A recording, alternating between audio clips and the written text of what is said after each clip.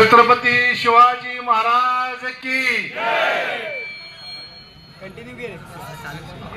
पंढरपूर नगरपालिकेच्या येणाऱ्या निवडणुकीच्या प्रचार शुभारंभाच्या निमित्तानं उपस्थित असलेले आपल्या राज्याचे ग्रामविकास मंत्री, आपल्या जिल्ह्याचे पालकमंत्री सन्माननीय जयकुमारजी गोरे साहेब यांचं पंढरपूर शहरातील तमाम नागरिकांच्या वतीनं आणि भारतीय जनता पक्ष आणि मित्र पक्षाच्या वतीनं या ठिकाणी मी स्वागत करतो। आपल्या सगळ्यांना माहिती आहे की उद्याच्या 2 तारखेला या शहराच्या नगरपालिकेची निवडणूक येऊ घातलेली आहे आणि या 18 प्रभागामधून 36 नगरसेवक आणि 1 नगराध्यक्ष यांना आपण या निवडणुकीमध्ये मत देऊन विजयी करायचं आहे। आपल्या सगळ्या कार्यकर्त्यांच्या वरती भारतीय जनता पक्षानं ही निवडणूक पक्षाच्या अधिकृत चिन्हावरती लढवण्याचा निर्णय घेतलेला आहे। कमळ या चिन्हावर आपण या शहरामध्ये उमेदवार उभा केलेले लक्ष्मण भाऊ सिरसट यांच्या पत्नी श्यामलताई यांना नगराध्यक्ष पदासाठी आपण उमेदवारी दिलेली आहे।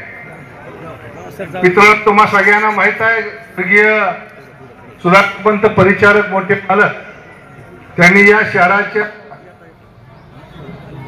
चांगल्या भवितव्यासाठी आपल्या आयुष्याची जवळजवळ 40-50 वर्षे या ठिकाणी खर्ची घातलेली आहे आणि त्यांचाच वसा आणि वारसा घेऊन आपण सगळेजण या ठिकाणी काम करतोय।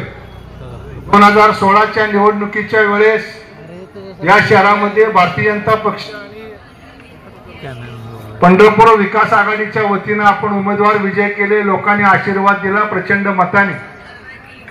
त्यावेळेच्या जाहीरनाम्यामध्ये दिलेली वचनं पूर्ण करण्याकरता आपल्या राज्याचे मुख्यमंत्री, त्यावेळेचे मुख्यमंत्री आणि आपल्या सर्वांचे लाडके देवाभाऊ यांच्या नेतृत्वाखाली आपण सतत गेली 5-7 वर्ष, मधला जर 3 वर्षात कालखंड सोडला तर त्यानंतरची 2-2.5 वर्ष आणि आता 1 वर्ष सातत्यानं आपण प्रयत्न करतो। एका बाजूला देवाभाऊंचं नेतृत्व राज्यामध्ये आहे, त्या बाजूला जयभाऊंचं नेतृत्व जिल्ह्यामध्ये आहे आणि या दोघांच्या आशीर्वादावरती आणि पाठबळावरती आपल्याला ही निवडणूक लढायची आहे।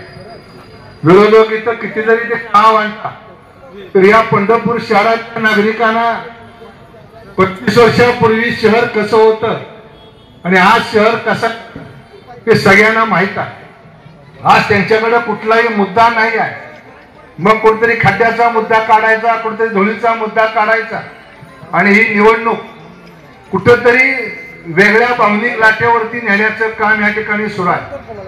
आपल्या सगळ्यांना माहित आहे या पंढरपूर शहरामध्ये सोलापूर जिल्ह्यातलं नाही तर पश्चिम महाराष्ट्रातलं हे 1 लाख लोकसंख्येचं एवढं मोठं शहर आहे की ज्या शहरामध्ये सगळ्या पद्धतीनं आपली ड्रेनेजची व्यवस्था आपण पूर्ण केलेली आहे।